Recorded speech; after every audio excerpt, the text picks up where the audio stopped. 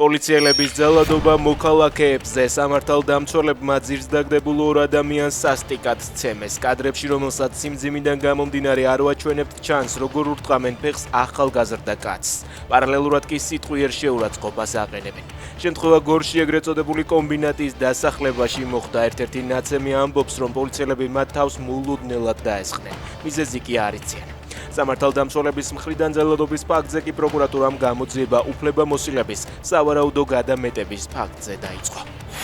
როდესაც 10 კაცი ძალადობს ერთ ადამიანზე, არაფრით განსხვავდებით ჩვეულებრივი კრიმინალისგან, წერს ეპისკოპოსი გიორგი ჯამდელიანი სოციალურ ქსელში. გორში მომხდარ ძალადობის ფაქტს გამოეხმაურა მეუფე ზენონიც.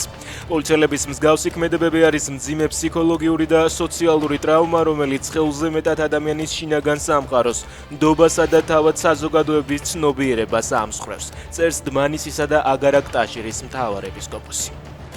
ბოდბის მონასტერში ექსკურსიის დროს 12 წლის გოგონა რამდენიმე მეტრის სიმაღლიდან გადავარდა და ქვას თავი დაარტყა. მთავარი ამბები კახეთიდან წერს, რომ მოზარდი კლინიკაში გადაიყვანეს. მას მსუბუქი დაზიანებები აღენიშნება და თავის ტვინის შერყევა აქვს. ახალციხეში მეხუთე სართულიდან 70 წლის ქალი გადმოვარდა, ის დაზიანებებით კლინიკაში გადაიყვანეს. შემთხვევის ადგილზე პოლიცია იყო მობილიზებული.